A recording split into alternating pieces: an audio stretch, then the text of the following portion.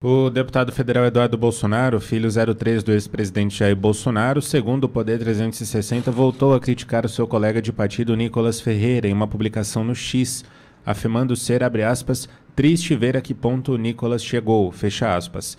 Essa crítica foi feita em resposta ao jornalista Alan dos Santos, foragido da Justiça Brasileira. Segundo quem? Foragido? Segundo o Poder 360, né, João? Toda a imprensa fala isso, toda né, a imprensa Pittoli? canalha, Porque... né? Nós não falamos isso, né?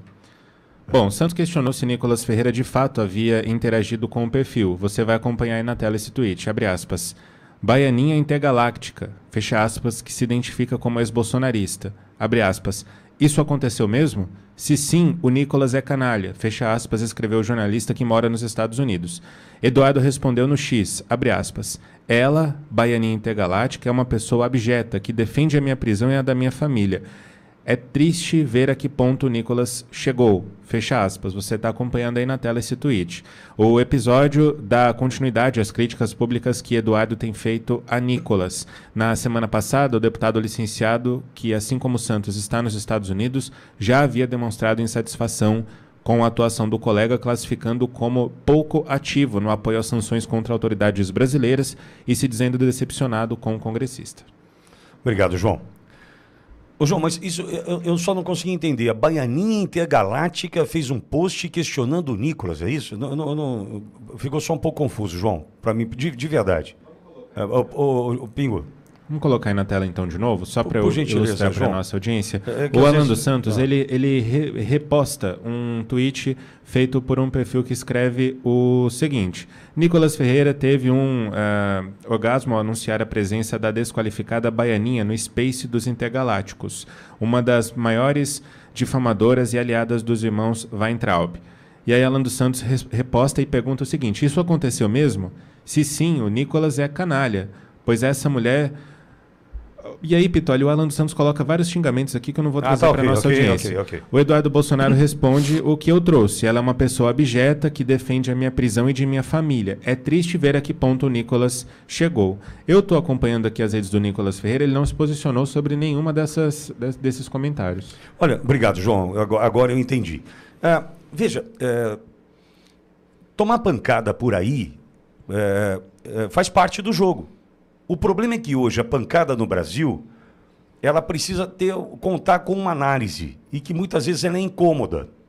Por exemplo, esse final de semana eu recebi por diversas vezes um vídeo de um cara xingando a Auriverde, mas assim, destruindo o nosso trabalho em função da entrevista com o Sérgio Tavares, o jornalista português, na última sexta-feira aqui na Auriverde, quando ele fala do documentário que trata de Alexandre de Moraes. O cara descascou a Auriverde. Na sequência, recebi um vídeo, acho que de 21 minutos o vídeo, o cara destruindo a Auriverde. Dizendo que é uma concessão pública usada para questões partidárias e mente para bonetes, que tem 20 anos. Assim, é uma mentira atrás da outra. Mas por quê?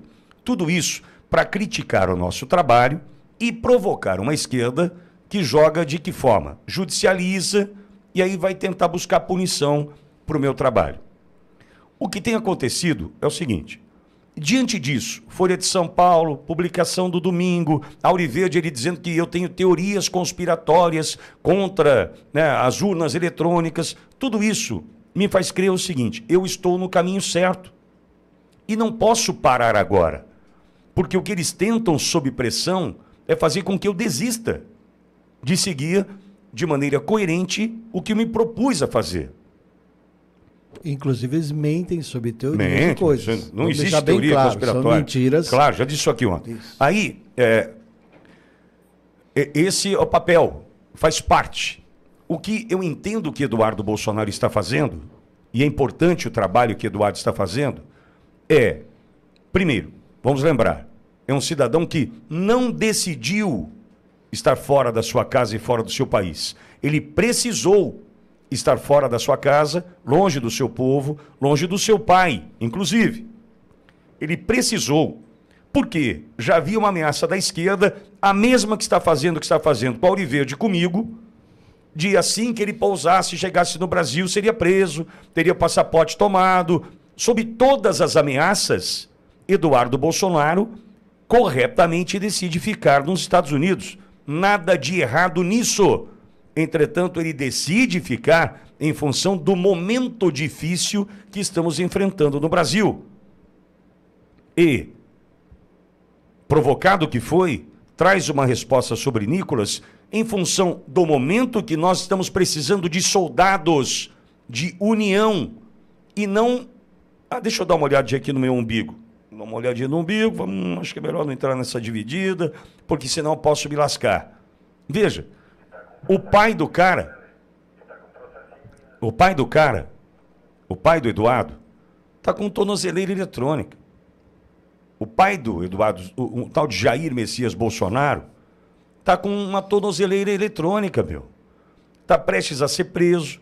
Aí, muitas vezes, por conta de um processo, como o Nicolas tem, anunciamos ontem aqui, né, um processo que corre agora no TRE de Minas e que pode deixá-lo inelegível, o cara tira o pé. Por exemplo, o povo paranaense, quando elegeu Sérgio Moro, lembra desse nome? Sérgio Moro, o paranaense, o brasileiro, mas em especial quem o elegeu, não esperava muito mais de Sérgio Moro no Senado? Esperava ou não esperava? É claro que esperava. Cadê o Sérgio Moro? O Sérgio Moro emprega o seu silêncio para salvar a sua pele. Ele, para não ser caçado, para não perder o posto de senador, ele decidiu ficar quieto. É uma opção? É uma opção para covardes. Desculpa, mas a gente precisa jogar aberto. Por quê? Porque o fim desse jogo, do jeito que ele está sendo jogado agora, ele não é bom para ninguém. Inclusive para quem decidiu se calar. Não é bom. Ou o Nicolas acha que tirar o pé agora, em função do processo do TRE em Minas, vai aliviar alguma coisa para o Nicolas. Não vai aliviar nada. Nada. Por exemplo, no evento da XP, ocorrido no último final de semana, onde por ali passaram Caiado, Ratinho e Tarcísio, e em nenhum momento se trata de Supremo Tribunal Federal. Isso é bom para Tarcísio, Caiado e Ratinho? Isso mostra só o seguinte: temos receio, não podemos tratar do assunto, é melhor não dividir essa bola. Mas espera um pouquinho. De que lado vocês estão? Nós precisamos decidir. O que Eduardo está fazendo é um trabalho necessário.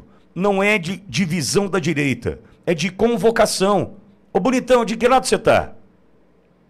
Mas eu preciso provar de que lado eu estou? Precisa. Não é um momento fácil de lidar. O resultado disso tudo não é bom para ninguém. Ninguém. Em especial da direita. Só que tem como tirar o rótulo da direita de quem se posicionou desse lado da política, desse lado ideológico até agora? Não tem como. O carimbo está lá na testa, meu. Se eu tirar o pé agora, ou tirar o pé amanhã, ou decidir não fazer mais o rótulo está lá, está estampado, o carimbo está na testa. O que Eduardo Bolsonaro está fazendo é mostrar a sua indignação diante de um momento que nós precisamos de soldados. Soldados leais, soldados que estão ombreados e prontos para uma luta que não tem dia para terminar, mas tem um objetivo para ser cumprido, que é buscar a nossa liberdade. Se nós perdemos a luta, ficamos sem a liberdade. Se nós ganharmos, é a reconquista dessa liberdade. De que lado você está? Se você decidir não lutar agora, e se a gente perder essa luta, você vai continuar sem liberdade. Você vai continuar sem liberdade. É a frase do Churchill lá, né? Entre desonra e a guerra, fiquei com a desonra e ainda levei a guerra de presente. É isso aí. Então, Eduardo, eu entendo perfeitamente o que você está fazendo. Né? A direita está dizendo, está rachando a direita. Se coloca no lugar do cara. O exercício de empatia é o que eu provoco todos os dias. O cara está fora do Brasil, não é porque quer, porque precisou, longe do pai, o pai com tornozeleira eletrônica, prestes a ser preso, e o cara vai ficar quieto, olhando os soldados, que são, né, pessoas de alta patente, desistindo de lutar para livrar da reta. Amigo, É hora de lutar. É hora de lutar. E a gente sabe que o Eduardo está fazendo por nós lá, embora muitos pensem o contrário. Não é o Eduardo que colocou a taxação de 50% no Brasil. Foi Lula. Mas pode ter certeza que é só uma questão de tempo para a gente desmistificar tudo isso, Cláudio. Essa faz parte do processo constante de seleção daqueles que possuem uma coragem, possuem uma coerência e possuem principalmente uma assessoria, um apoio estratégico. É muito importante isso. O Nicolas está sofrendo processo lá no TRE de Minas Gerais, junto com outras pessoas, por causa de falas. É assim que a ditadura vai calando a boca das pessoas. O Nicolas, quando eu vi esse texto aí que o João comentou, o texto ali fala apenas que ele teria tido uma reação extremamente alegre, agitada com a presença da moça lá, mas eu não sei nem aonde que a moça esteve presente. Existe uma percepção que o Centrão é diferenciado das pessoas que são apoiadores, são os patriotas apoiadores, é o seguinte: o Centrão é o que o Alexandre Pitoli falou. O Tarcísio, o Ratinho e o Caiado foram num evento e ninguém fala nada do STF. Nenhuma palavra, Cláudio. Essa é a opção deles. Vamos ficar fingindo de morto onde pode ser perigoso e onde não tem perigo eu vou lá e fico latindo, berrando, falando alto, faço minha mídia e aí eu consigo enganar metade do pessoal e enganar a outra metade. Quando você tenta ficar em cima do muro, a frase famosa que eu vou começar e o Pitoli vai acabar. Quem fica em cima do muro não pode esquecer que o muro pertence... Muro é do capeta. Você não pode falar capeta? Pode falar. Você não pode? Não, só para você complementar. Tá, o muro é do capeta. Você que me fez entender essa frase, que o muro é do capeta. Inclusive, biblicamente, é isso mesmo. Você não pode ser quente ou frio. Você tem que ser quente ou frio. Não pode ser morno. O muro é do capeta. Então, essa posição, o Nicolas agora enfrenta esse medo. É importante que tenha gente em volta dele para conversar tecnicamente.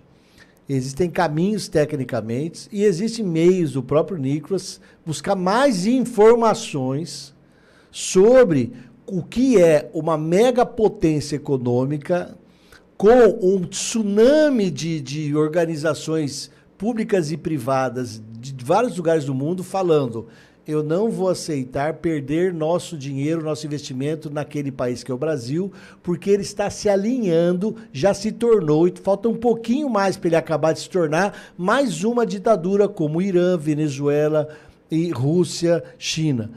Quando se fala isso, gente, a maior parte de nós não tem noção disso. A maior parte de nós não investe 15 milhões de dólares, nem 300 milhões de dólares em nada. Então a gente não perde dinheiro, mas grandes corporações mundiais investem. E a gente sabe que a corrupção é uma coisa comum em tudo quanto é cidade do Brasil. Agora, o nível que está a corrupção hoje no Brasil está crescendo tanto que até para os negócios está ficando ruim. Está cheio de empresa hoje que não está conseguindo desenvolver atividades por causa de corruptos cobrando empresas. Políticos corruptos, gestores públicos corruptos, fiscais corruptos. Óbvio que tem um monte de gente que não é corrupta. Óbvio. Mas esses não assinam papel, não sai um monte de documento.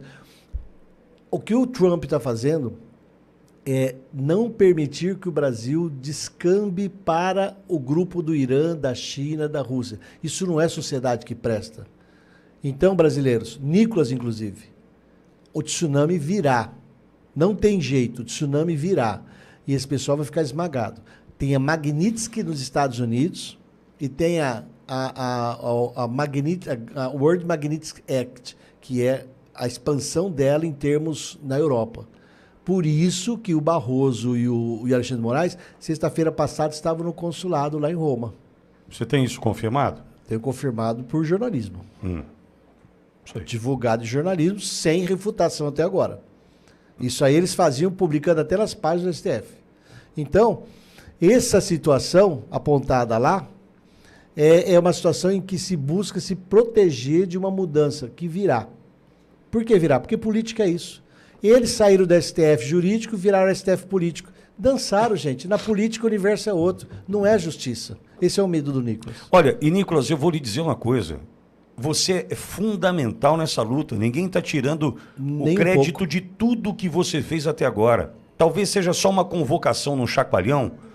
Vem para a luta com a gente, sabe? Embarca nessa. Pô, mas já lutou tanto. Eu sei. E reconheço, hein? Nicolas é fundamental. Olha o que fez pelo Pix, né?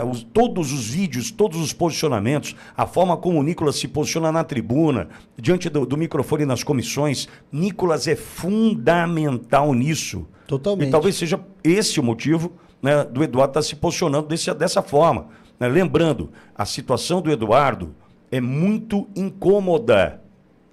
Longe de casa, pai tornozelado, prestes a ser preso. Ele se posiciona. Se carrega no tempero ou não, é uma decisão do Eduardo, que eu não tenho condição de avaliar ou julgar. Só que o que nós precisamos olhar é que o soldado Nicolas tem que estar conosco. Nicolas, se é no chacoalhão ou não, né, da forma como for, venha para essa luta. Nós precisamos de você.